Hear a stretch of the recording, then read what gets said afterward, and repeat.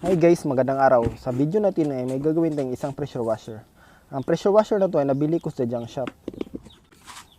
Nang makita ko ang pressure washer na to ay masabi kong high quality o magandang klaseng pressure washer ito dahil ang kanyang materialis ay hindi tinipid.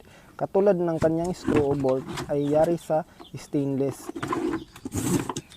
Nang makita ko ang pressure washer na to ay masabi kong sira na talaga siya at kulang pa siya ng parts katulad ng isang gulong, wala siyang spray gun at wala din siyang power cord. At kahit sobrang dumi na niyang tingnan dahil parang nalunod ito sa baha, ay nainganyo pa rin akong paandarin at ayusin ito dahil kailangan ko talaga ng pressure washer sa amin.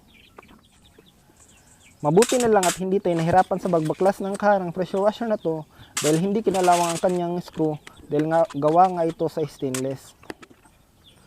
Bubuksan muna natin ang kaha ng pressure washer na to upang makita natin ang kanyang wirings at ibang parts upang mapalitan ang dapat palitan at ma-repair ang dapat ayusin. May mga na-repair na akong mga pressure washer noon guys. Dahil may mga kaibigan ako may pina-repair sa akin ng mga pressure washer. Pero hindi naman katulad nito kalala yung sira. Yan, nabuksan na natin. Sobrang dumingan niya dahil tumigas na yung putik sa loob at masasabi ko talagang parang nalunod ito sa baha. Ang una natin gagawin sa pressure washer na to guys ay babaklasin natin ang kanyang mga parts upang mahugasan natin ito at mapalitan ang dapat palitan upang masimbol na natin ito ulit. Ang kadalasan kasi nasisira sa pressure washer na katulad nito ay yung kanyang main switch o baka ang kanyang pressure switch o baka nahubusan ng carbon brush o baka may duming bumara sa kanyang compressor o ang kanyang wiring ay nasira na. Sa pag-troubleshoot naman ng pressure washer na katulad nito guys, ay mag-umpisa tayo sa power cord. I-on nyo muna ang pressure washer at kung may continuity test na kayo, i-check nyo kung may continuity ba ang kanyang mga wire. Pwede nyo ring buksan ang pressure washer upang ma-check nyo ang kanyang mga parts, katulad ng mga switch niya. Tignan nyo kung hindi na ba nag-lost contact ang mga terminals at nagpa-function pa ba ito ng maayos. Mag-ingat nga pala kayo sa pagbaklas ng mga parts nito at siguraduhin nyo walang mawala ng mga parts na binaklas natin.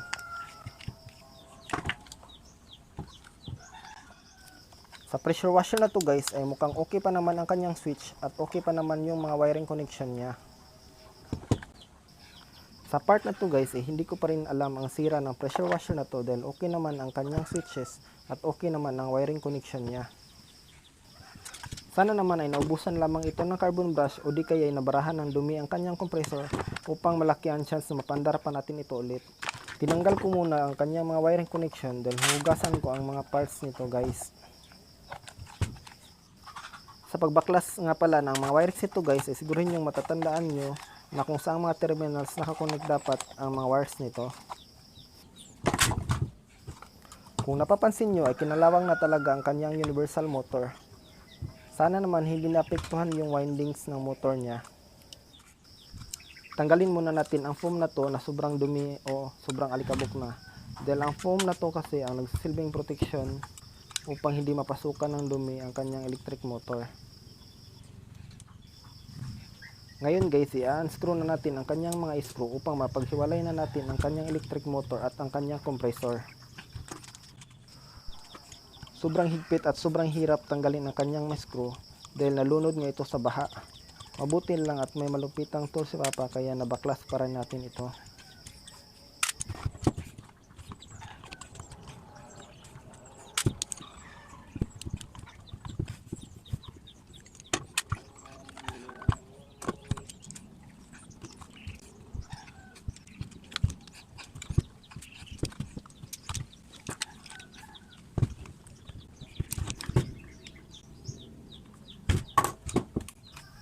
Kung napapansin nyo ay kinalawang na talaga ang driving gear ng kanyang compressor. Sana mapaikot pa natin ang parts na to. Tatanggalin muna natin ang kanyang fan blower. Sa pagtanggal nga pala ng nut ng kanyang fan blower ay clockwise ang pag-ikot.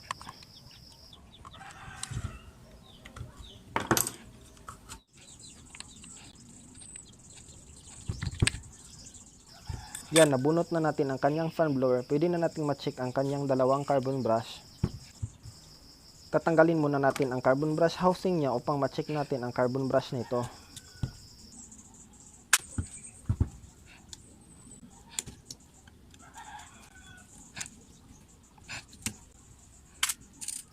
Sa part na to guys ay duda na ko na isa sa naging sira ng pressure washer na to ay ang kanyang carbon brush dahil sobrang liit na ng carbon brush nito. Babaklesin muna natin ang kanyang universal motor upang ma-check natin ang windings ng kanyang stator at upang malaman natin kung okay pa ang kanyang armature.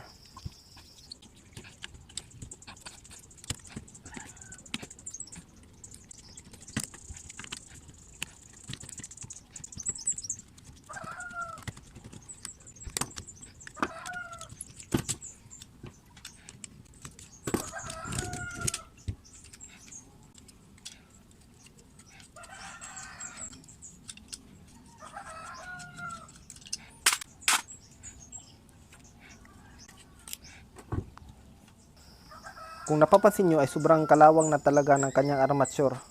Mabuti na lang at hindi ito dumikit sa kanyang stator kaya nabaklas pa natin ito. Nang ma-check ko ang kanyang armature ay mukhang okay pa naman ito dahil hindi pa sunog ang kanyang commutator. Kaya ilalagay muna natin ito sa plastic dahil sobrang sila ng parts na to. Bawal kasi itong magasgasan na magiging sanhi ng pagka short circuit. Ngayon naman guys, dito na tayo sa kanyang compressor part. I-check natin kung okay pa ba talaga ito. Sobrang tigas na ng kanyang allen bolts kaya kailangan na natin gumamit ng vice grip upang matanggal natin ang kanyang mga bolts. Sa pagbaklas nga pala ng kanyang compressor parts ay gumamit kayo ng maliit na planggana kasi mild oil nga pala sa loob nito.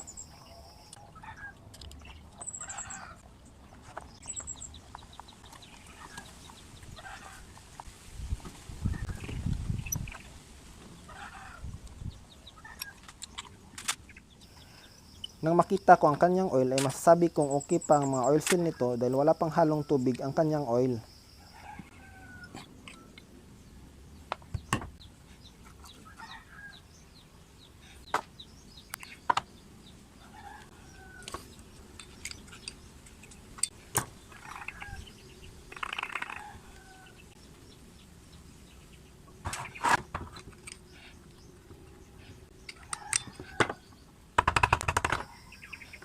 Nasa maayos pa na kondisyon ang kanyang thrust bearing kaya masasabi kong hindi talaga tinipid ang mga materyales ng pressure washer na to.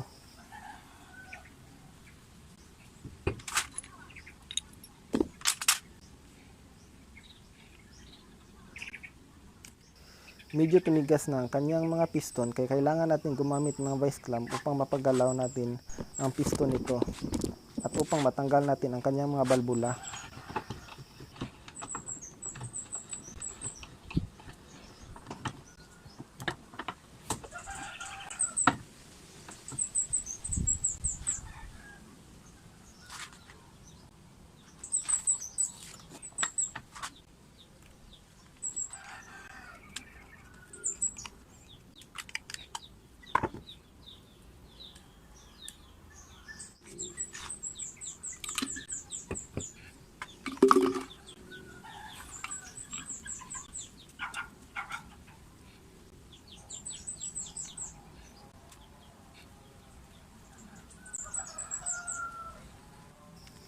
Yan, malambot ng kanyang tatlong piston. Pwede na natin itong tanggalin.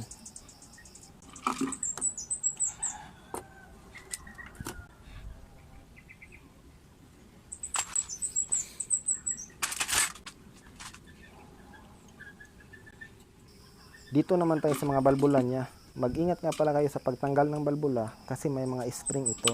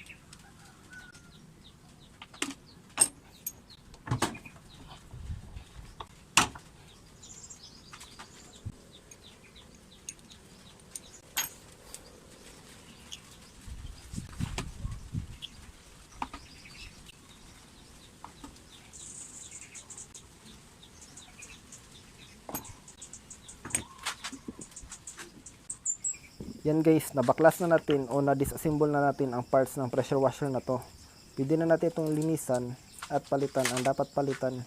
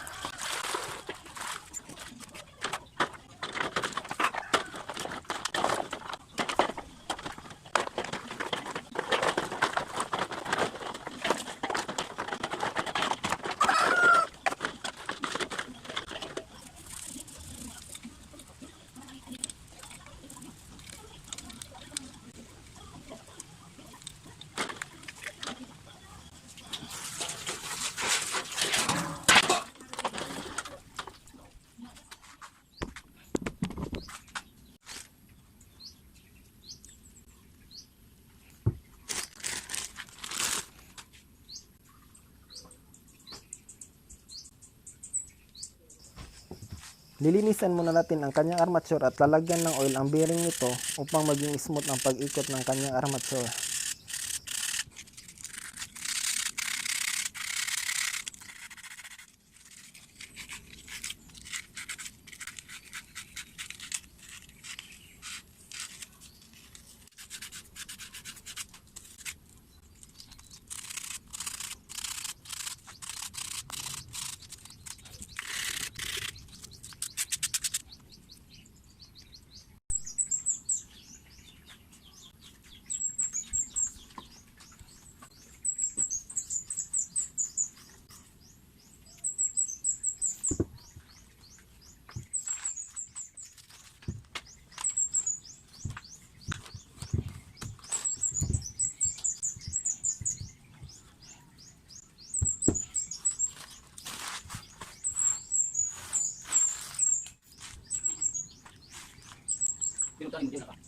Wala mo na.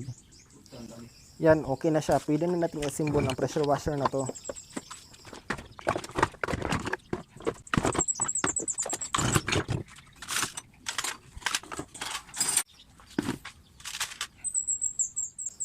Papalitan muna natin ang kanyang carbon brush dahil sobrang liit na nito. At sa pagbaklas ko kanina ay nasira ko pa ito dahil sobrang kinalawang na. Mabuti na lang ay may mga extra tayong carbon brush kaya pwede nating mapalitan ito agad.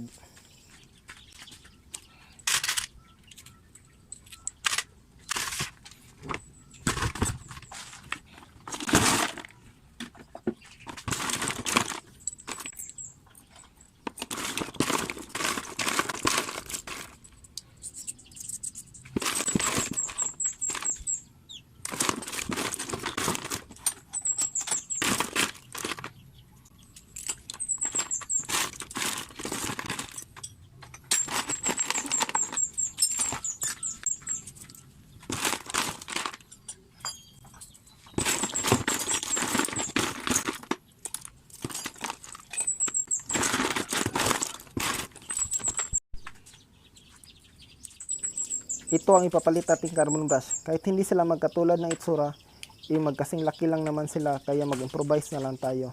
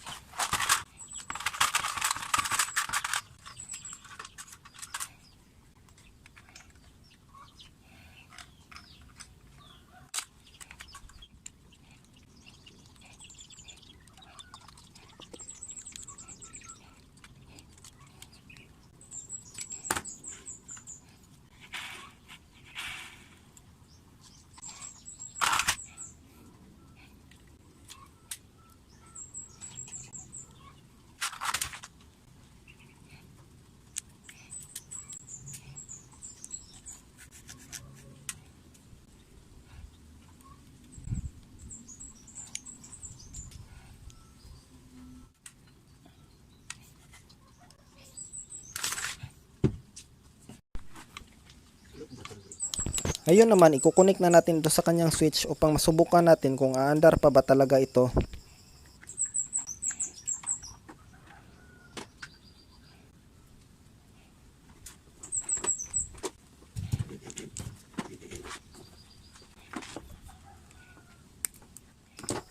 Gagamit muna tayo ng variable power supply sa pag-test ng universal motor na to upang maiwasan natin na sumabog ang universal motor na to. Dahil pagpaganahin muna natin ito sa low voltage.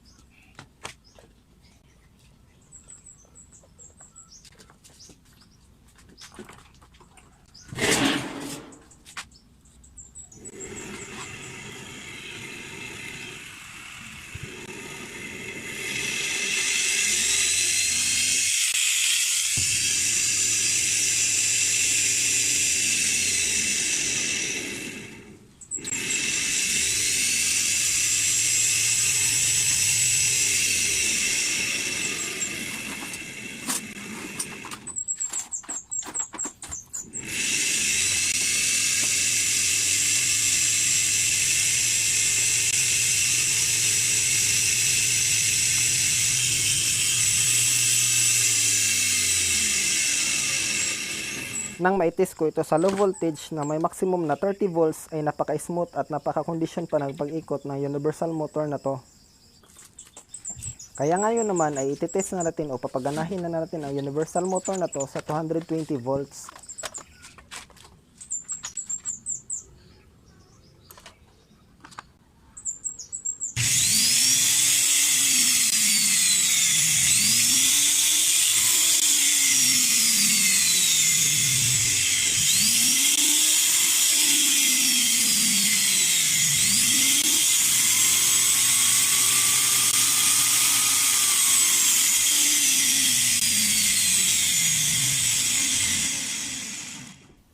Yan, napagana na natin ng maayos ang kanyang universal motor.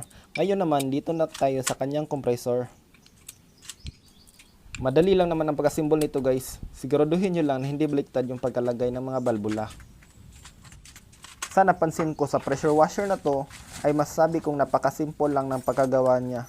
Pero napaka high quality ng mga parts niya. At masasabi ko rin na matagal-tagal din ang pagsiservisyo ng pressure washer na to doon sa unang may-ari nito kasi lumiit na ang kanyang carbon brush. At ang masasabi ko sa pressure washer na to guys ay pinag-isipan talaga ang mga parts niya. Kasi magkatulad lang ang output at input valve niya. Kaya masasabi kong magagamit pa natin ito ulit at magpa-function pa ito ng maayos. Kailangan ko talaga ng pressure washer dito sa amin kasi sobrang maputik dito sa amin lalo na kung umulan. Kaya sana naman ay mapagana natin ito ulit kasi excited na ako itong gamitin. Shoutout nga pala sa mga kababata ko dyan, lalong lalo na si Randy De La Torre at si Kiking De La Torre. Mag-ingat kayo palagi, sana magkita-kita tayo ulit.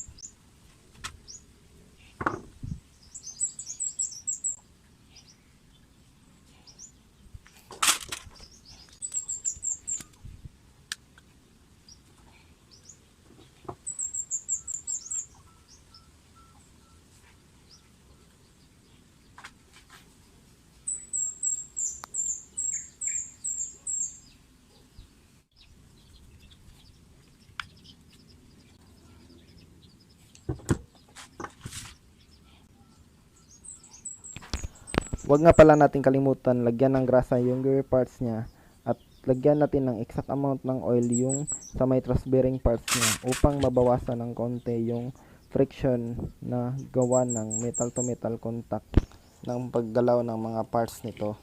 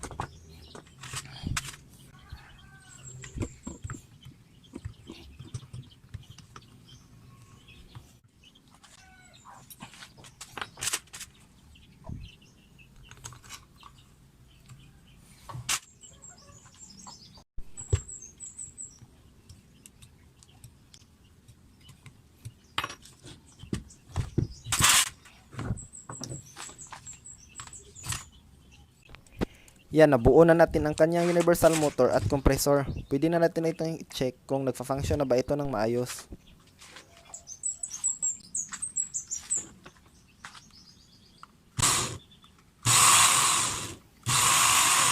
Kung napapansin nyo, natanggal pa yung carbon brush niya.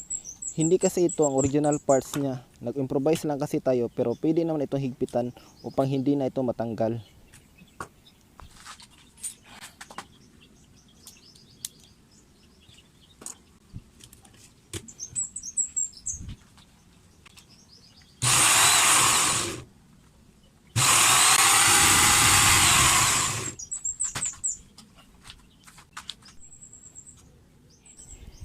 Yan, okay na siya. Umaandar na siya. At sobrang lakas niya. I-connect na natin ito sa kanyang main switch at pressure switch upang mabuo na natin ito ulit. Kasi excited na talaga ako itong gamitin.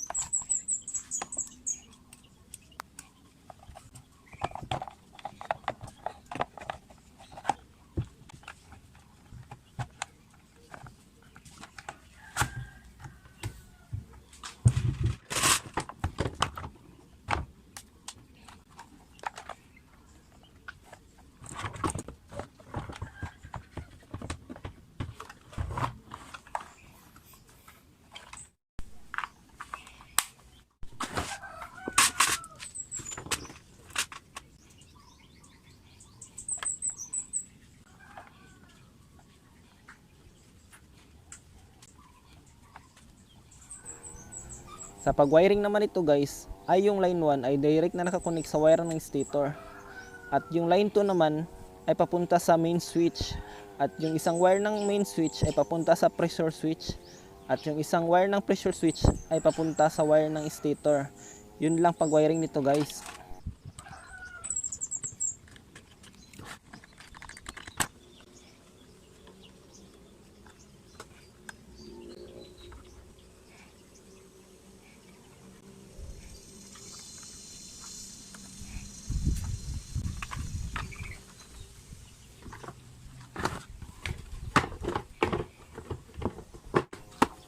Journey nga pala ang brand ng pressure washer na to guys. Sobrang napaka high quality ng pressure washer na to. Magkano kaya ang pressure washer na to? At saang bansa ito nanggaling?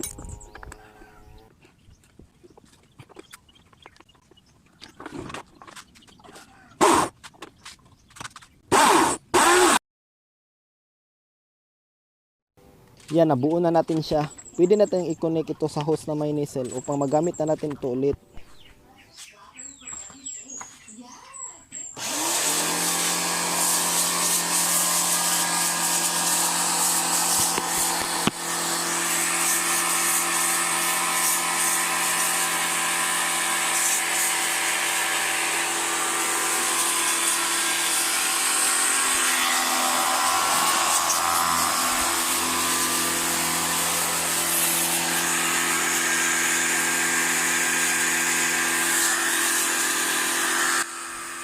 Yan, nagpa-function na siya ng maayos at sobrang lakas ng pressure niya.